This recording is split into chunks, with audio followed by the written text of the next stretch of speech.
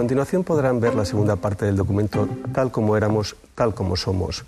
Con este título hemos realizado para ustedes un documento donde se reúnen y reordenan algunos de los juicios, análisis y opiniones de los invitados que nos han acompañado en los coloquios de Documento TPA mantenidos con motivo de la emisión a lo largo de 10 semanas de la serie Tal como éramos, imágenes para la historia de Asturias.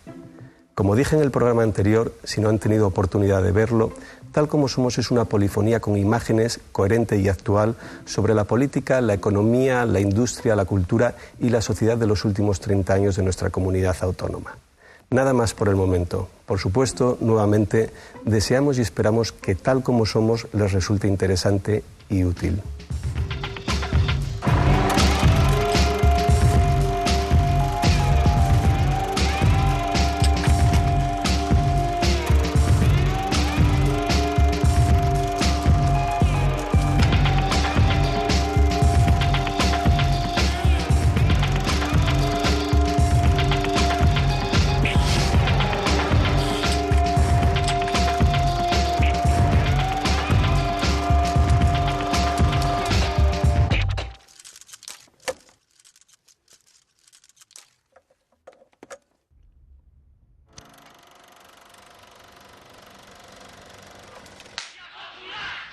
Junto a los elementos de la vida cotidiana comenzaban a apreciarse otros silenciados hasta entonces.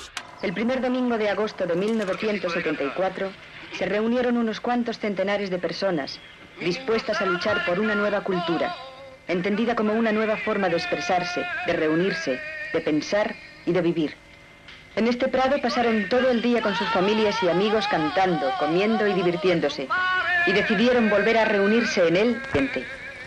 Había nacido la cultura de Gijón. Se estaban haciendo esas romerías como actos de enfrentamiento al franquismo. Así, fueron fiestas de la cultura, pero eran todo fiestas, digamos, por la democracia. O sea, no era un asunto y manipuladas por la izquierda, porque vamos, éramos todos de izquierda en aquel momento.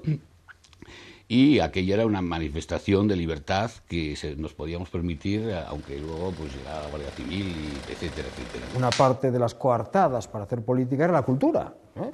Es decir, la cultura se hacía pues haciendo teatro, participando en los clubes culturales, haciendo cine. La cultura era una vía de intervención en la sociedad que se desarrollaba en el propio plano de la disciplina cultural de que se tratara, pero también tenía una proyección o tenía una dimensión de participación en la vida política, ¿no? Realmente era una cultura viva y yo creo que además era una cultura creada no solo por determinados estamentos, sino que, como se decía en aquella época, autogestionada o autogestionaria. Eso es lo que realmente ha cambiado. Ahora lo que existe, desde mi punto de vista, es una cultura oficial.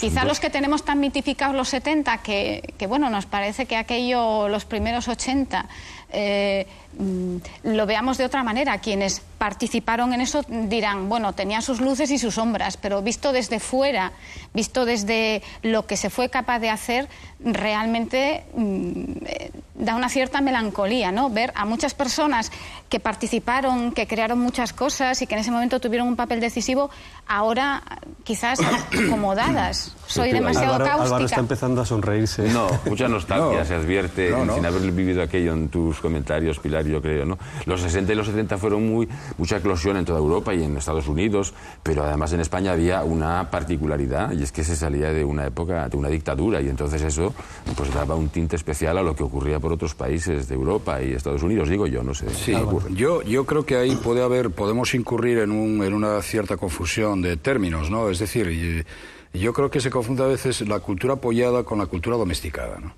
Es decir, yo creo que el apoyo a la cultura tiene que existir. A mí no me parece mal que se oficialice la cultura, no tengo absolutamente nada en contra de ello, porque si no, yo no sé de qué otra forma se pueden canalizar expresiones estéticas, artísticas, poéticas, musicales, etcétera, sin contar con lo que hoy mueve el mundo, y siempre lo movió, que es el dinero. Es decir, otra cosa distinta es la cultura controlada desde el poder. Eso ya es otra cuestión distinta contra la que los que estamos aquí, me imagino que estamos absolutamente en desacuerdo, claro. Pero la cultura domesticada no tiene nada que ver con la cultura controlada, ¿no?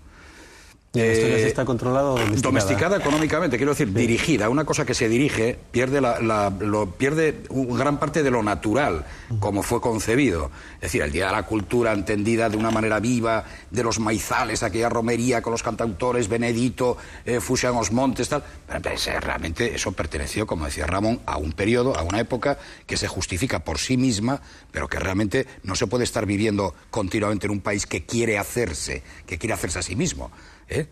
Aquello fue una fase y después llegaron otras fases que, a mi juicio, fueron absolutamente necesarias. La efervescencia aquella era natural, habida cuenta de la época en que estábamos saliendo de una dictadura y entonces, bueno, pues todo estaba por hacer, ¿no? Estábamos en un país subdesarrollado, yo creo, en aquel momento. Esa es la gran diferencia con la situación actual. Entonces esa efervescencia estaba allí, claro, estábamos todos metidos, unos más, otros menos, en esto, ¿no? El rico patrimonio histórico-artístico asturiano atravesaba por una situación penosa.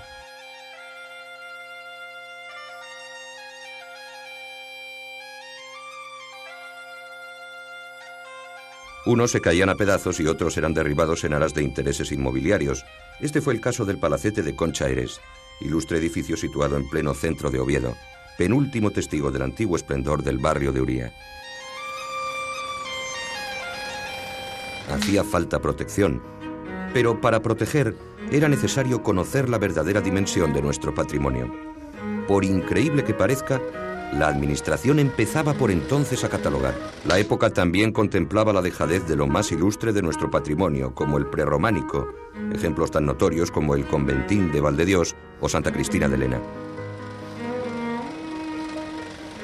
Yo creo que en cultura tenemos un déficit extraordinario. Y no voy a decir en cultura literaria, o en cultura plástica, o en cultura tal, sino en la conservación del patrimonio, que a mí es un tema que me preocupa muchísimo. Ya que lo mencionas, de eso quiero hablar a continuación. Bien, bueno, pues si se me permite, yo diría únicamente dos ejemplos de hasta qué punto los asturianos somos malos hijos de Asturias, ¿no? Queremos poco Asturias y tenemos una autoestima realmente baja. Cito dos casos: la conservación del monasterio de San Salvador de Obona, de la zona de Tineo, y por otra parte, en la otra parte de Asturias, en el otro ala, San Antolín de Bedón. Es un verdadero disparate, aparte de vergüenza. Es un verdadero disparate que ahora que los políticos hablan tanto de poner en valor, vamos a poner en valor, que a mí es una frase que me revienta absolutamente, porque es un latiguillo que ya se dice para cualquier cosa. Pero que no se ponga en valor, por ejemplo, pues poner en valor el monasterio de San Antolín de Bedón con aquel conjunto mágico de construcciones del siglo XVIII, aparte del monasterio, que se rehabilitó de una manera nefasta. Pasó lo mismo que denunciaba Joaquín Manzanares. Y después San Salvador de Obona, que estaba en el Camino de Santiago, que es un monasterio precioso, con un claustro renacentista precioso, y que está tirado completamente. Esto está pasando hoy, en el 2007, y la cultura oficial no tiene respuesta a eso. Lo más sorprendente, lo más, yo diría que doloroso, me atrevo a decirlo, es confrontar aquellas expectativas con la realidad que tenemos. Yo no soy tan optimista como tú. Concha Eres fue una batalla perdida, una batalla tremenda. A mí me impresionaron mucho las imágenes, pero no creo que haya sido menos tremenda que la demolición del Fontán o que el expolio del Castro de Yaú. O la estación del Vasco. O la estación del Vasco. De todas formas, que si eso ya entraremos, yo me imagino que ya entraremos en ello. Yo creo que en lo que sí te daría la razón es en esa expectativa confusa que había, esa mezcolanza, yo la percibía así, ¿no? de ideas diferentes sobre lo que debía de ser esto, hasta dónde debía de llegar el control asturiano sobre su patrimonio, qué constituía ese patrimonio. Esos momentos son interesantísimos, definieron muchas pautas. Lo que probablemente no esté tan claro es que esas pautas que hayamos definido hayan resuelto los problemas. Yo creo que el problema es, en términos físicos, que había mucho desorden molecular y ahora estamos en la entropía, ¿no? Que es un estado más aburrido, menos divertido. Aquello era más divertido, pero el patrimonio estaba como estaba. Y yo cuento en otro trabajo posterior que hice muchos años después, que en aquel momento, os recuerdo, los museos de Asturias se contaban con los dedos de una mano y te sobraban dedos. Es decir, que era el Museo Diocesano de la Iglesia, el Arqueológico y el Tabulanum Artis. Es decir, el Museo de Bellas Artes de Asturias es del 81. Y todo ese cúmulo de museos que hay ahora Demasiados, yo creo. Bueno, a lo mejor son demasiados, pero no existían, entonces ahora nos parece normal. Y vemos, yo no estoy defendiendo el estado de cosas actual, sino señalando que a veces, como decía Baudrillard, estamos instalados en la crisis como principio fantasmal de la realidad, ¿no? Que no todo está tan mal, y a lo mejor lo que hacemos es que hemos fiado demasiado a las administraciones centrales, autonómicas, municipales, el cuidado de las cosas o el hacer cosas, y en aquel momento las hacían los ciudadanos. Me parece sumamente peligroso hacerse ilusiones, como la están haciendo ciertos grupos políticos, especialmente los izquierdistas, acerca de la capacidad redentora de la autonomía asturiana. Basta con leer los proyectos de la Generalitat y la autonomía catalana para darse cuenta que el de Asturias va a ser una autonomía que se va a reducir en última instancia a una mera descentralización administrativa, ya que nuestras hipotecas de partida son tales que va a ser imposible un autogobierno con unas características como las que todos desearíamos. Entonces, a partir de estos presupuestos, creo yo, y sin que esto quiera significar echar un jarro de agua fría a nadie, que la autonomía asturiana tiene dos campos de actuación privilegiados, y solo dos, o casi dos, que son la cultura y la agricultura. Y esto, aparte de un fácil juego de palabras, creo que encierra una realidad. Sobre la agricultura creo que es muy fácil ponerse de acuerdo, dado que es un sector tan tercermundista, tan subdesarrollado, que los objetivos pueden perfectamente aunar a la derecha, a la izquierda y al centro. Es sobre la cultura, creo yo, muchísimo más difícil ponerse de acuerdo, dado que cada ideología es un tipo de cultura y, por lo tanto, de concepción del mundo. Sin embargo, creo que podríamos llegar a un acuerdo en hacer una incursión, por un lado, hacia el pasado y por otro, hacia el futuro. Es decir, por un lado, recuperar nuestro patrimonio artístico, el bable incluido, la arqueología, etcétera, etcétera, y la historia, y por el otro, conectar la cultura asturiana con el universalismo, para no ser infieles a una tradición que va desde Feijóo, Jovellanos, hasta el movimiento krausista y, evidentemente, la situación actual, un Emilio Alarcos, de un Gustavo Bueno. Quiero decir que o el regionalismo asturiano en el plano cultural es un universalismo o es un paletismo, y creo yo que es necesario que sea un universalismo para dejar de ser esa marginación, es decir, esa nación al margen que siempre ha sido Asturias. En 1980 salía a la luz una de las mejores revistas culturales que se hayan hecho nunca en nuestro país. Con el patrocinio de la Caja de Ahorros de Asturias, Juan Cueto hizo posible Los Cuadernos del Norte.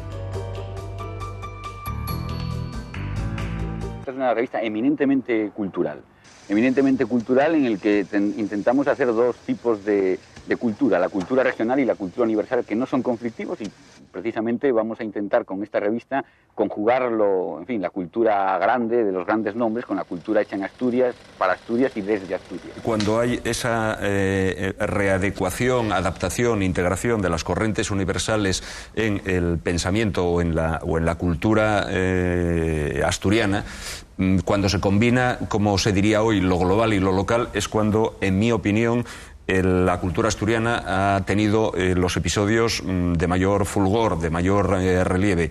Eso pasó, por no hablar de las conexiones carolingias del Beato de Líbana, eso pasó en el 18 con la Ilustración, pasó en el 19 con el krausismo, pasó en el 20, a principios del 20, del siglo XX, con las ideas internacionalistas y socialistas, y yo creo que cuando la cultura asturiana ha captado sin perder su identidad, cuando ha incorporado de las corrientes del pensamiento universal aquellos aspectos más positivos, las ha readecuado, insisto, las ha integrado en su sistema de valores, por así decir, es aquellos momentos, Ilustración, de Feijóo en adelante, el krausismo universitario, es decir, las figuras de Leopoldo Alas, etcétera, Builla, Posada, Canella, etcétera, y a principios del siglo XX el pensamiento internacionalista, el pensamiento marxista o socialista, que tuvo, como sabéis, y en contra de otras comunidades autónomas, otras provincias, una decisiva importancia,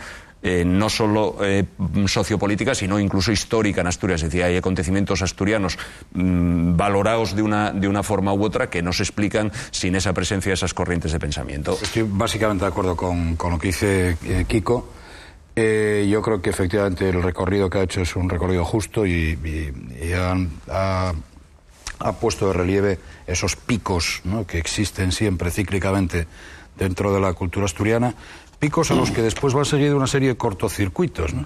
Se cortocircuita la Ilustración en Asturias, bueno, la Ilustración Asturias, por lo menos aquel movimiento en el que participaban ilustrados asturianos, que es muy discutible que eso nos lleva a poder hablar de ilustración en Asturias, pero en fin, se cortocircuita eso, se cortocircuita después todo el siglo XIX con todas las guerras civiles, etcétera, se impide un cierto desarrollo en Asturias, una cultura que efectivamente, participando de lo local, también acoja, o participando de lo universal, acoja lo local, hasta que efectivamente llega la extensión universitaria con todo aquel grupo de gente realmente extraordinaria, ¿no? Y bien, después todos los movimientos sociales antes que llegan hasta la guerra civil prácticamente, es decir, que siempre ha habido esos picos, y esos picos coinciden justamente cuando un grupo de gente o un clima determinado, un ecosistema, diríamos, de tipo cultural, permite realmente que Asturias se identifique por una parte con lo local y con otra parte con lo universal. Era lo que decía Pere de Ayala, era un poco lo que decía pues Clarín, y era realmente el espíritu de Feijóo. Es decir, Feijóo hizo ciencia desde una celda metida en un colegio de Oviedo en el siglo XVIII, que era una ciudad atrasadísima. Curiosamente, las frases de Juan Cueto, en el primero de los documentales, creo que dice algo como, o diferencia, no entre lo local y lo universal, sino entre lo paleto y lo universal. Sí. Creo que hay que resaltarlo. Y luego ya habla de lo local, más bien de lo regional y de lo universal. Curiosamente, los artistas plásticos no dependemos, creo que afortunadamente ya para nada de lo local. O sea, nosotros podemos crear en cualquier lugar.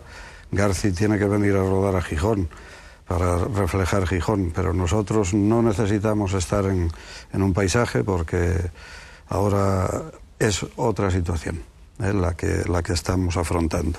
O sea que somos universales desde lo local, desde donde estamos creando. Y podemos crear aquí, en Nueva York o donde sea. El cine hizo posible que en 1982 Asturias fuera paseada por todo el mundo merced al Oscar de Hollywood concedido a Garci por Volver a empezar. Entonces no sabe bailar. Yo quería hacerte, al hilo de esta cuestión, una pregunta muy concreta. ¿Qué significó para Gijón y por extensión para Asturias volver a empezar? Bueno, pues pruebas me remito, significó muy poco. Bueno, en primer lugar, es decir, lo que pensaba Garci en ese momento es muy diferente a lo que ahora comenta en las entrevistas que le hacen, pero bueno, sirvió en su momento pues para que Garci siguiera o que haya seguido viniendo a rodar en Asturias, sirvió para que Gijón pudiera colocar en sus folletos turísticos y el Sporting también todo el tema del Oscar, pero nada más. Es decir, en aquellos años únicamente se había rodado en Asturias pues un título que fue un fracaso de público, lamentablemente, que fue Las aventuras de Pinín, además un proyecto de un francotirador asturiano, de René Baizán, y han tenido que pasar 25 años para que haya surgido un proyecto como Primeras Tomas de Juan Gona, o que bueno, pues que sea el año más glorioso que se vivirá en esta autonomía.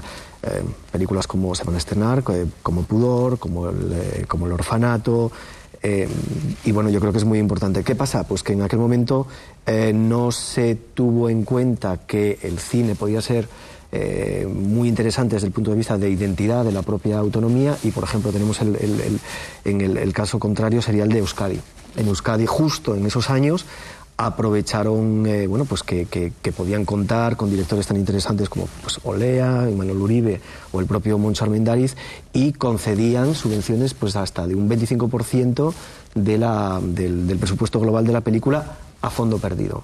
Es decir, esa labor o ese institucionalizar el tema de las ayudas aquí en Asturias pues no se ha hecho prácticamente hasta ahora. En ello están, en Costa.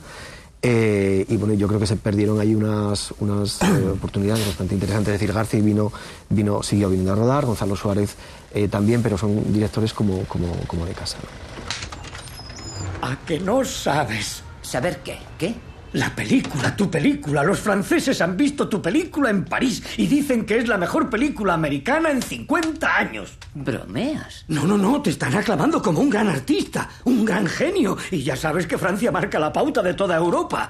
No, y ya tengo ofertas para que hagas una película en París, una historia de amor en París, Francia, donde hablan francés, ¿sabes? Es como Nueva York. ¡Qué gran noticia! Es increíble. Me encanta. Porque aquí soy una patata, pero allí... Un genio. Un genio. Gracias a Dios existen los franceses. José Luis, ¿nos pondría en el panorama internacional, universal, global, que por fin Woody Allen hiciese una película en Asturias? Porque es un gran paso.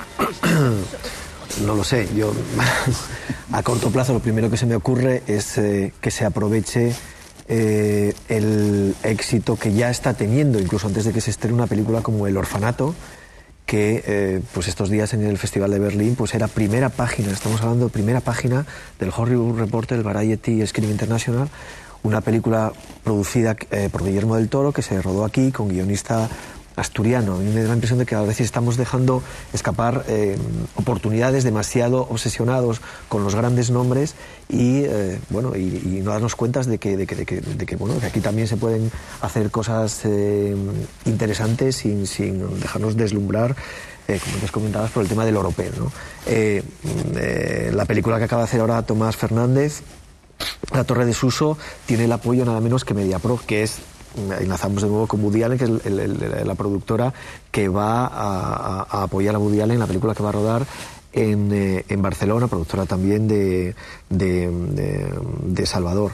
Entonces, bueno, a mí lo que creo que hace falta ahora mismo en Asturias, para poner Asturias en el mapa, pues que se regularice la situación de las ayudas, la famosa Film Commission, que de una vez por todas que se ponga a andar, y a partir de ahí, bueno, pues aprovechar del talento también de mucha gente de aquí que ya está haciendo cosas muy interesantes y que están saliendo fuera dentro de unas semanas en el propio Festival Independiente de Buenos Aires, que además que es uno de los festivales de referencia en el mundo.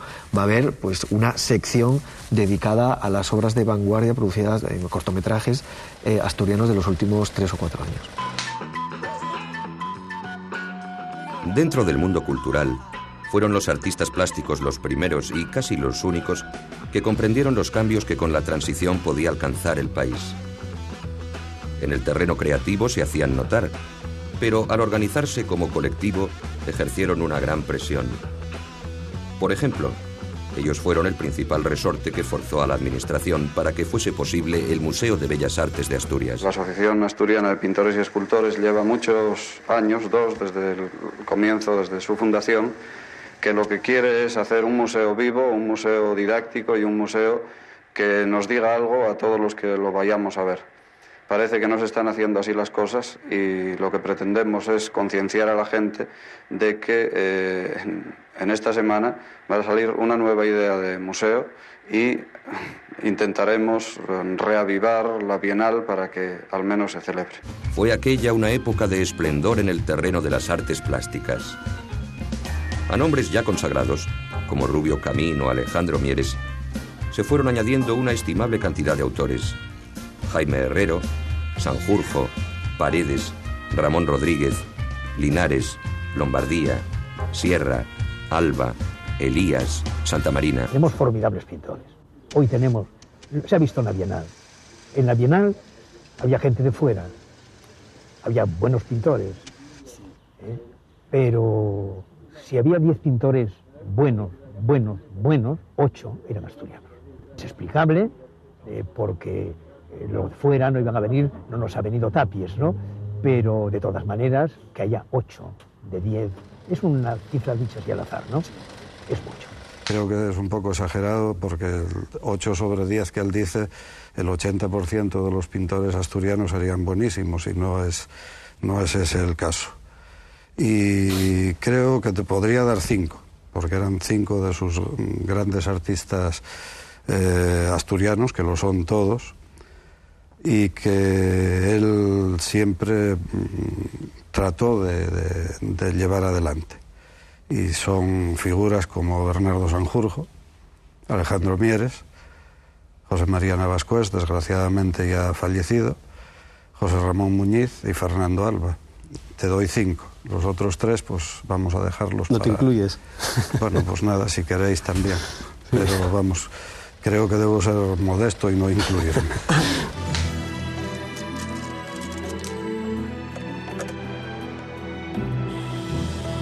Sabido es cómo los estatutos de autonomía, en relación al techo competencial que pueden alcanzar, presentan una doble configuración según se utilice la vía del artículo 143 o la vía del 151.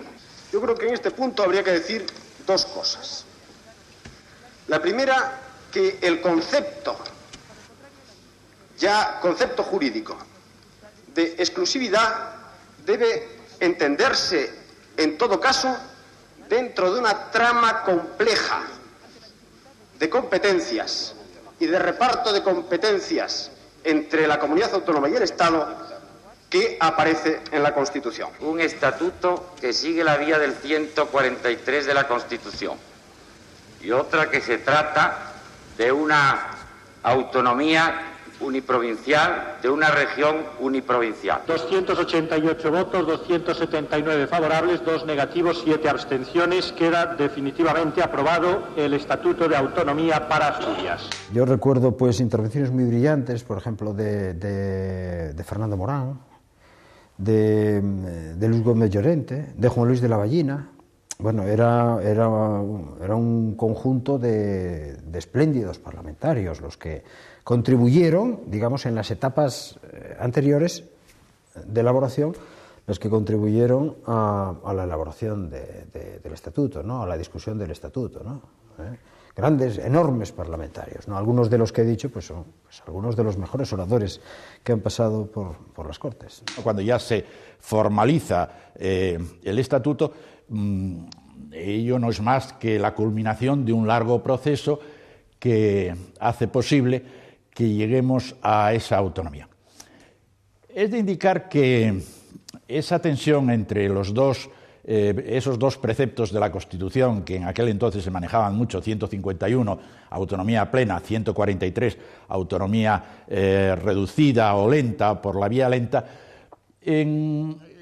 políticamente en Asturias no tiene mayores problemas en cuanto que los dos partidos políticos se habían puesto de acuerdo. En aquel momento se vivía el deseo de autonomía y de estatuto de autonomía, se vivía como una preocupación más de los ciudadanos, y de hecho la prueba más palpable es que es una de las grandes manifestaciones que hubo en Asturias fue precisamente en favor del Estatuto de Autonomía, es decir, que en aquel momento se vivía con un entusiasmo desbordado, casi diría, el deseo de que Asturias fuese reconocida como región. No hay que olvidar que hasta ese momento era provincia de Oviedo nada más, y Asturias no existía oficialmente, existía como región, pero que sin ninguna entidad oficial. Cuando aquí pues la idea de Asturias como región siempre se ha vivido. En la sanidad o en la educación yo no veo que haya avances significativos porque dependa del gobierno asturiano o del de Madrid. Eso yo no me parece que sea especialmente significativo porque no ha habido cambios sustanciales en ellos. A la mayor parte de los españoles y de los asturianos les da igual quién pague la factura del Hospital General de Oviedo o de la residencia que está aquí al lado de Gijón. Es decir, eso no es y además es que hay una transferencia que Ramiro conoce muy bien, hay una transferencia de dinero permanente entre el Estado y las autonomías. Yo en eso no lo veo en otras cosas, es decir, lo veo, por ejemplo, en actividades o en desarrollos urbanísticos o en cuestiones más concretas, pero en los grandes temas yo creo que no tiene mayor importancia que sea de Asturias o de Madrid de quien dependa. Yo lo veo más en la conciencia colectiva, de alguna manera de asumir que nuestros problemas tenemos que salvarlos nosotros, ¿no? Llevándolo al campo, digamos, los aspectos económicos son los que mejor conozco.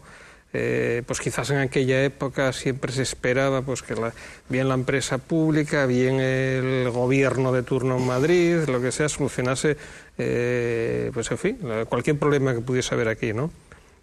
Ahora eso es muy diferente. Ahora aquí todo el mundo ha cogido conciencia de que nosotros tenemos que tirar por lo nuestro, por nuestras empresas, por nuestra sociedad. Y quizás comparto con Mario el hecho de que en realidad a los ciudadanos en general, el hecho de que los grandes temas los gestione un ministerio o los gestione una consejería, quizás no lo perciban tanto como podamos pensar a lo mejor desde las instituciones, ¿no? Discrepo moderadamente porque, bueno, yo estoy convencido en las virtudes del autogobierno. Creo que los pueblos tienen que autogobernarse. Primero porque el poder está más cerca de la gente. Yo considero, y en esto, bueno, tengo una línea política que viene del radicalismo americano, de la izquierda, esa izquierda americana que se dice que no existe, que en realidad es muy moderada, pero pareceme que un país sensato y aquel en el que una persona puede llamar la atención al presidente del gobierno por la calle tranquilamente y decir, oiga usted, señor, pareceme que los asuntos de la nación no se están llevando como se tienen que llevar. Y eso faise en sitios pequeños, bien, planteando faise en estructuras administrativas, digamos, humanas, al tamaño de la gente que vive en esos sitios, ¿no? Creo que la autonomía asturiana propició una administración que acercó el poder a los ciudadanos y que los comprometió de alguna manera en el ejercicio de ese poder, ¿no? Lo que pasa es que también, por las circunstancias que vivió Asturias, por las circunstancias que estaba viviendo Asturias en aquellos años 70, que cuando empieza a amanecer la gran noche de la gran crisis, de la crisis económica, fixéronse necesarias una serie de políticas, vamos a llamarles llaboristas, que ponían per delante las cuestiones económicas y otras cuestiones para mí de mucha entidad, muy importantes, como ya era el propio autogobierno, como ya era la identidad, como ya era el intentar construir con aquellos limes que nos llegaban de Madrid, intentar construir una ciudad justa, pues no se dieron seguramente en la medida que yo desearía, ¿no? Fundamentalmente la autonomía asturiana es el resultado de un pacto entre UCD y el PSOE, un pacto nacional entre UCD y el PSOE. Pero no solo la asturiana bueno, la asturiana y la de Extremadura y la de 13 comunidades autónomas españolas. Entonces, los partidos en Asturias adoptaron las siguientes posturas entonces. Alianza Popular, de la cual es hija hoy el Partido Popular, o es hijo del Partido Popular, dijo que no, dijo además de manera radical que no, porque quería más autonomía, según decía públicamente, pero mantenía, por ejemplo, la Diputación. Y el PSOE y UCD, por supuesto, dijeron que sí, y el PC de entonces, según explica además en el documental Francisco Javier Suárez, dijo que sí por no llevar la contraria, es decir, por no, ya había una situación crítica desde el punto de vista sobre todo económico y social, y entonces no quería introducir un problema más diciendo que no y obligando a los otros dos partidos. Entonces dijeron que sí de manera prudente, ¿no? Porque fueron extremadamente prudentes y dijeron, bueno, vamos a decir que sí, pero realmente no estaban convencidos de ella, ¿no? Entonces ese es el resultado de la autonomía, o ese es el origen de la autonomía asturiana. Pero si los cambios sociales estaban encarnados en algún grupo de la sociedad asturiana, ese seguramente era la mujer, que quería tomar definitivamente el protagonismo que la historia le había negado. Sus primeras reivindicaciones eran una auténtica provocación. Una pregunta, Cristina. El dedal, la sartén, el estropajo, en el futuro, ¿para quién va a quedar? ¿Para la mujer o para el hombre? Bueno, nosotros pretendemos la socialización de todas las tareas domésticas, lo cual implica que no haya ningún trabajo específico ni de la mujer ni del hombre, sino que todos los trabajos se realicen tanto por el hombre como por las mujeres, que tengamos acceso al trabajo social como cualquier hombre y en las mismas condiciones. Para otras mujeres, por fin los cambios de la sociedad enfrentaban a dos generaciones con soluciones distintas a los mismos problemas. Por favor, ¿me puedes decir qué opinas tú sobre el divorcio? ¿Sobre el divorcio? Bueno, pues estoy de acuerdo. Hay casos que yo creo que es necesario, ¿eh? Pues que no. ¿Por qué no? ¿Por qué no? Porque soy católica, apostólica romana, y no, porque no. Porque no. Sí, pues siempre yo no siendo sí, una porque causa, vamos a claro. aguantar el Bueno, sí, marido toda eso, la vida. una causa muy justificada. Con eso del divorcio y el aborto, ¿qué vamos? A la destrucción de la familia, ¿no? Y andar pero, todos, cada uno por su lado. Bueno, pero si no se vive bien con el marido... Bueno, eso sí. Eso vamos a aguantarlo toda la vida. Bueno, hombre, bueno, pues toda la vida no. Por eso digo que causa justificada. Entonces, perdón, entonces ya admite algunas causas del divorcio. Hombre, el que la maltrata, el que la abandona, el que tiene un amante, eso, pero eso habría que justificarlo, bien justificado. Bien, entonces, ley de divorcio, pero justificado. Justificado. ¿Y usted plenamente a favor del divorcio o no? Yo a favor, sí, la verdad. Porque vamos a aguantar toda la vida a un marido. Bueno, las cosas cambiaron afortunadamente mucho en estos 30 años, pero también queda muchísimo por andar, porque claro, estas cosas, es casi enlazamos con el tema anterior, no es fácil cambiar la mentalidad. Hay que empezar por cambiar las leyes, lo cual ya vimos y vemos en el documental que no es en absoluto fácil, que siempre hay mucha oposición a cualquier cambio que vaya a modificar de manera sustancial la configuración de la sociedad. Y claro, la incorporación de las mujeres a todos los ámbitos de la sociedad, es decir, a los derechos propios de la ciudadanía, claro, es un cambio sustancial de una sociedad patriarcal secular.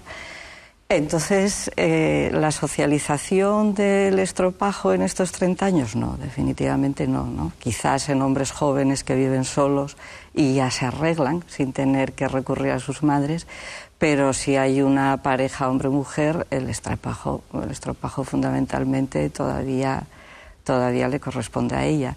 Por eso cuando se habla de, ay, pues mi pareja, mi hombre pues funciona muy bien, significa que ayuda, pero no que toma la iniciativa de llevar una casa, de lo que todo eso supone. Ahora también es verdad que las leyes están ayudando a cambiar la mentalidad, a pesar de todas las controversias, y que las mujeres, que también tenemos que tomar conciencia de nuestra propia categoría de sujetos, de personas, están empezando a hablar por sí mismas y a decidir lo que quieren hacer con su vida. Pero bueno, el tema es, como te puedes imaginar, muy largo. Ramiro. Sí, yo creo que, no es por llevarte a la contraria, pero el cambio es muy grande, muy grande. Sí, no, es verdad que todavía queda un estrato de sociedad con una edad determinada donde las costumbres pues a lo mejor no son tan diferentes las que podían ser entonces, pero bueno, la gente joven en general yo creo que sí está bastante socializado. Y luego hay datos pues que confirman de alguna manera cómo se ha pasado de una situación a otra. En 1970 la tasa de actividad de las mujeres, y ahí no se incluyen las amas de casa, era del 13% en Asturias. O sea, solamente el 13% de las mujeres trabajaban fuera del ámbito del hogar. Entonces, claro, eso llevaba a un tipo de sociedad donde la profesión principal de las mujeres, y en las estadísticas oficiales eso no se recoge como actividad, es la de ama de casa. Hoy la tasa de actividad es del 40%. Es decir, hay una diferencia, trabajan más del triple en tasa, pero bastante más del triple en número, porque también nuestro mercado ha ido creciendo, ¿no? Entonces, hoy ya trabajan un número de mujeres fuera de casa que hace que obligatoriamente haya que socializar una parte, no sé si toda la parte, pero una parte importante de los trabajos de la casa. Sí, yo me gustaría contar una anécdota que yo no viví, pero que vivió un amigo mío, un poco mayor que yo, y era por aquellos años 70, ¿no? Él llevaba per la Cayuría, y la anécdota contábamela siempre José Luis García Martín, ¿no? Él llevaba per la Cayuría y de repente vio un barullo en la calle y descubrió que un señor estaba pegando ya a una mujer, ¿no? Bueno, acercóse, intentó separarlos y llegó un municipal y agarró a este amigo mío y dijo, déxelos, que lle la mujer. No, claro, yo creo que esa situación en la actualidad sería afortunadamente totalmente imposible. Creo que la sociedad está dando un cambio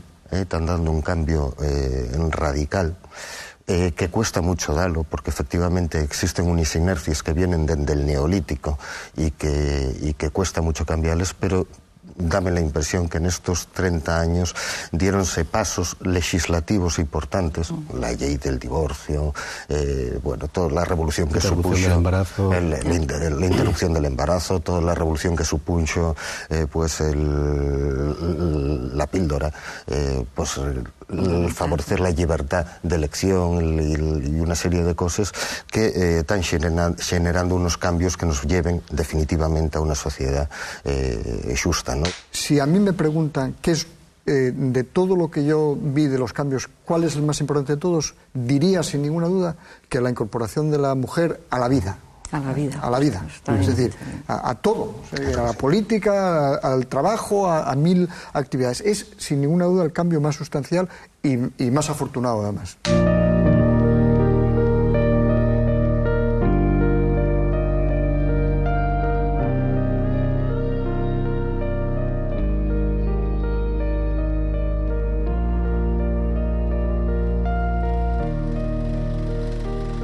Hubo cambios, claro, de 30 años sí se notaron cambios, especialmente no que fizo la sociedad civil.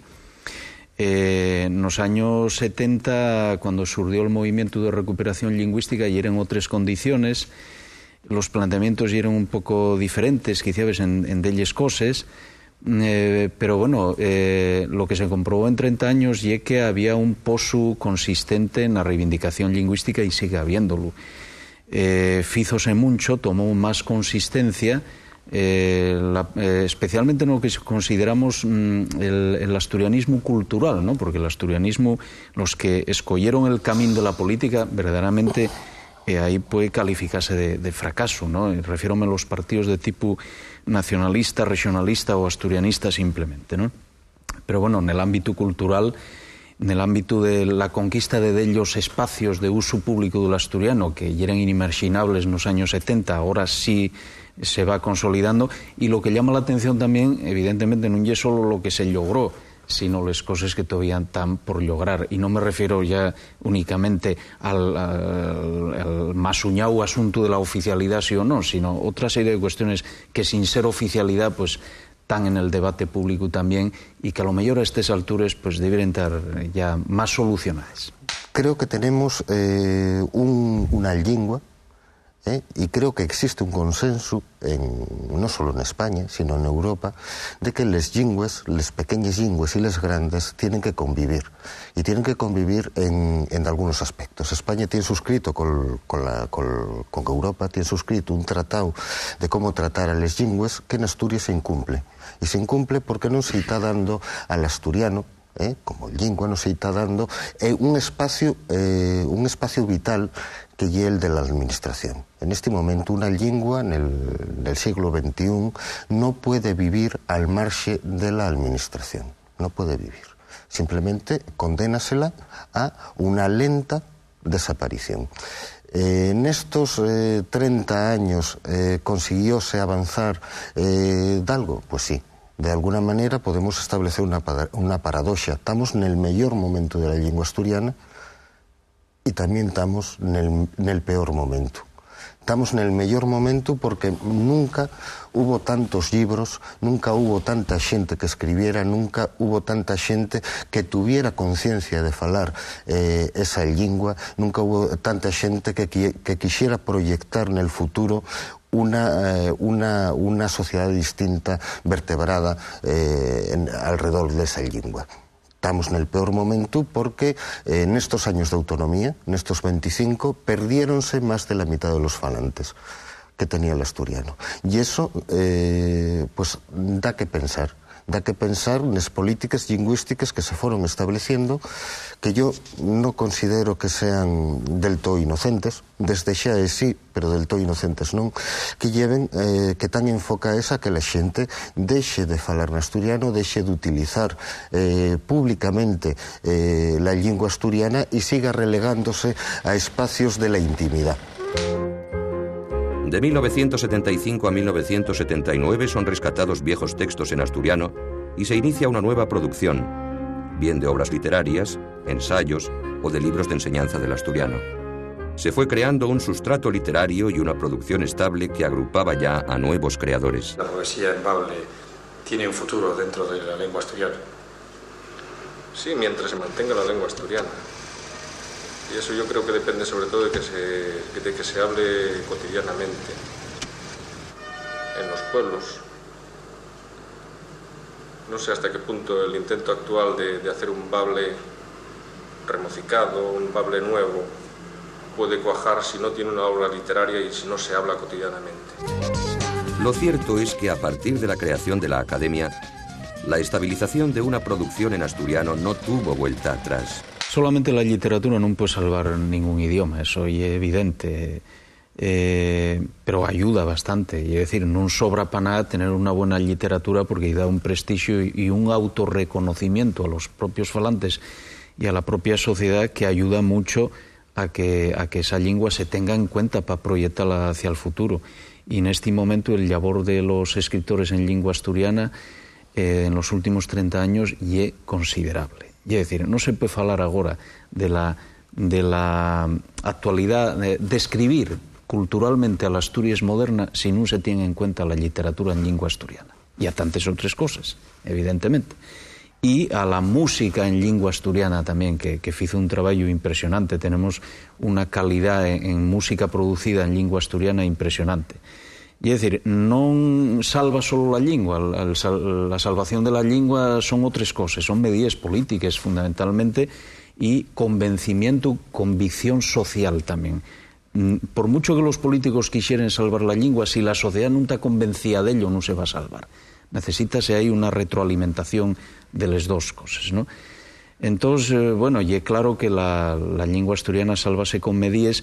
Y aquí hay un componente que a mí parece fundamental cuando se fala de esto y que en el debate lingüístico en Asturias muchas veces pues tropezamos con él. Los que defendemos los derechos lingüísticos, porque yo tampoco me considero nacionalista, yo el tema del asturiano veo como un patrimonio cultural y una fuente de derechos cívicos, de derechos positivos. A mí parece que el asturiano, la reivindicación del derecho lingüístico, del uso social con todas las consecuencias del asturiano, tiene que basarse en la compatibilidad con otros derechos, evidentemente. Entonces, tenemos que quitar de la cabeza esta idea de que cuando irrumpe un derecho, el derecho, por ejemplo, a usar el asturiano con todas las consecuencias, y que queremos desbancar al otro derecho. Esta es una falsa idea que además repítese siempre históricamente cuando irrumpe un derecho. Bueno, por referencias de libros y de films, Asturias es cautivadora, es dulce, pero la impresión real de vivirla es muy superior, sí. Es mucho más entrañable. Sí. ¿Y los asturianos cómo son? Pues yo he oído una frase que creo que tiene un poco de realidad, ¿no? Y es que tienden al grandonismo. Yo, por ejemplo, siempre, habitualmente, como la cuarta parte de lo que se suele comer aquí. O sea, se pide un plato en un restaurante y eso habitualmente es lo que María Teresa y yo comemos entre los dos. Y en muchos aspectos parece que se tiende así a la rotundidad, a cosas muy... una imaginación grande, firme. Voy a entablar una declaración. Yo no soy nacionalista. No soy ni nacionalista asturiano, ni nacionalista español, ni nacionalista europeo, ni... Simplemente, y no considero que el chorizo del mío pueblo sea el mejor chorizo del mundo.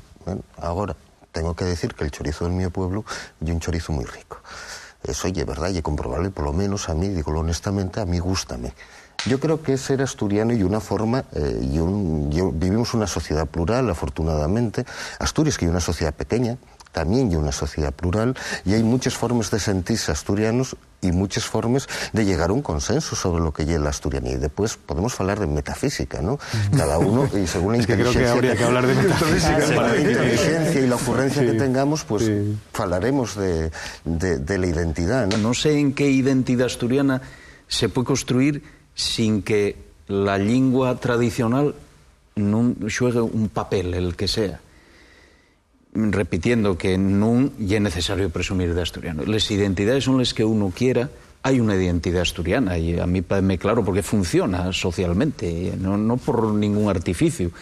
Hay una identidad de ser socio del Sporting y hay una identidad de vivir en la Hería, que yo donde vivo. ¿Quieres decir que si no se habla asturiano difícilmente se va a poder conectar con algo así como la identidad asturiana?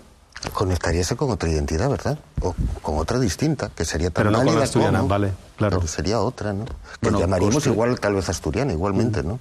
Pero sería distinta, ¿no? Sí, evidente. No tengo tan claro yo, pero bueno, yo creo que se puede ser perfectamente asturiano sin hablar asturiano, sin hablar nada, vamos, quiero decir, no como hablamos todos, sino sin hablar ni una palabra, ¿no? No, pero vamos a ver, puede ser perfectamente asturiano sin ser cristiano, ¿sí o no? Sí. Pero no se puede ser asturiano despreciando la cultura arquitectónica que bien de la cultura cristiana, que ya bien de épocas medievales y llega hasta hoy. Y es decir, que existe una serie de componentes culturales asturianos que formen la nuestra identidad y después uno puede practicarlo o no. Y con el tema de la lengua también. Uno puede ser perfectamente asturiano sin falar asturiano, pero lo que me cuesta mucho trabajo es construir una identidad asturiana, si es que uno se ponga ese trabajo sin tener en cuenta el fenómeno cultural que es la lengua asturiana, la literatura, etcétera, etcétera. Eso es una extravagancia. Siempre que marchen los pies, ya topen les manes, y el tiempo de nosotros, tiempo de afirmación. Ser asturiano, además de ir a Covadonga y de saber echar bien la sidra y esas cosas, pues y es ser un ser solidario, y ser un ser humano comprometido con la sociedad en la que vive, ser un ser humano que nunca olvide sus señas de identidad, que reivindique la historia de esta Asturias o de esta Asturias plural, y ser asturiano y es mirar al siglo XXI con ilusión y con ganas de seguir trabajando por esta tierra nuestra en los diferentes estalles, ¿no? Eso ya desde mi punto de vista ser asturiano. Voy a repetir que ya en el año 32 ese gran observador de la vida nacional, que era don José Ortega y Gasset, en una conferencia en el Teatro Campo Mor, al llamar a los asturianos hombres o calificar a los asturianos como hombres de mente clara, les pedía que se proyectasen hacia el exterior y los acusaba a Asturias y a los asturianos de estar encerrados en sí mismos. Llamaban la Asturias intransitiva, la Asturias que no salía hacia afuera. Eso es cierto. El asturiano está tan contento en su tierra que no intenta proyectarse hacia el exterior. Y para mí, ser asturiano es sentir aflicción por los momentos malos de la gente de tu entorno y sentir alegría por los momentos buenos de la gente de tu entorno, en este caso, de Asturias. Sin dejar de ser, como tú dices, que es una característica muy nuestra, ser solidario, hay que reconocer, sin ser cínico, que a mí me pueden doler mucho los 400.000 muertos de Irak, pero probablemente me duelan más los 12 del Pozo Nicolasa.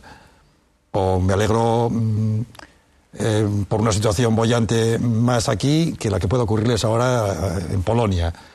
O, por hacerlo más cercano todavía, me molesta más los despidos o el cierre, por ejemplo, de la fábrica de loza de San Claudio, que los de Delphi, que son bastantes más en Andalucía, ¿no? Es un sentimiento, yo creo, de sentir identificado con un entorno muy determinado. Simplemente es eso, para mí, sin más, ¿no? Independientemente de las características. Luego, ¿qué características tiene eso?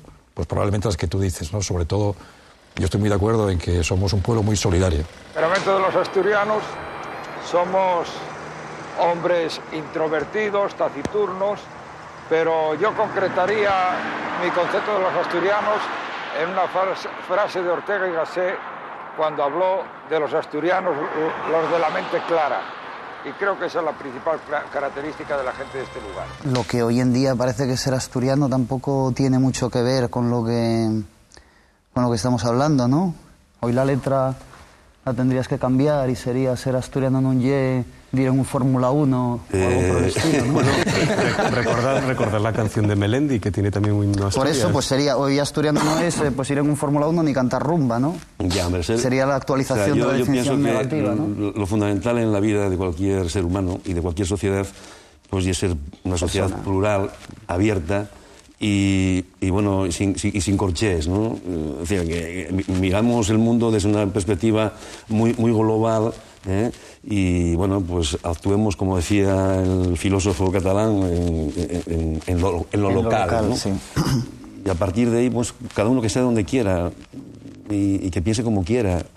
Yo soy muy feliz sintiéndome de la Conca del Nalón, de haber nacido en el Entrego, de estar rodeado de pozos mineros y de sentir la solidaridad en la piel, porque me la enseñaron y la aprendí de pequeñín, ¿no? Cuando los accidentes mineros, ¿no?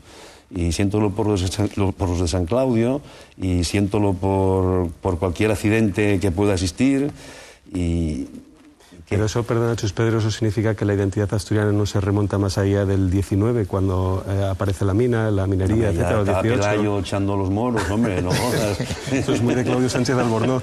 Si Pelayo no hubiera vencido en Covadonga y los musulmanes hubieran conquistado entera la península, seríamos hoy una piltrafa del Islam.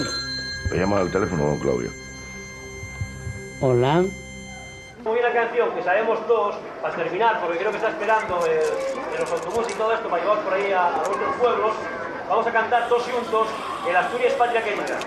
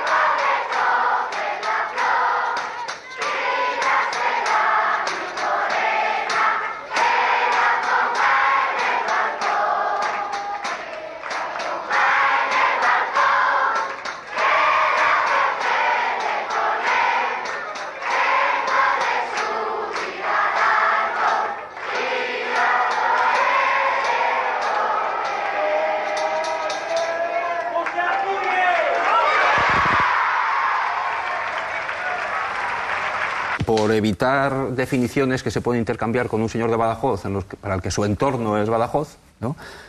Yo creo que y para evitar recurrir a sentimientos o a emociones que puede tener su lado peligroso, pues la definición positiva más positiva es si física es lo que sale en los libros de física, o química en los libros de química, pues asturiano es el que está empadronado en Asturias. Bien, respecto al entorno, claro, yo soy de una de las salas del Ara Oriental. Yo recuerdo desde pequeño en las fiestas terminar cantando Asturias Patria Querida con los que eran de un lado de la frontera del lado de Asturias, y los que eran cántabros estaban con los que estuvimos juntos toda la fiesta. En ese momento reñíamos. Y entonces yo realmente desde aquellos momentos guardé ciertas distancias con las emociones patrias y estas cosas. Entonces pues veía que eran igual de amigos unos que otros, solo que justo cuando cantábamos al final Asturias Patria Querida servía para reñir. Así que bueno, yo también cantaba. Asturias Patria Querida es un himno universal de... Sí, pero en esos momentos de la gente de buen beber.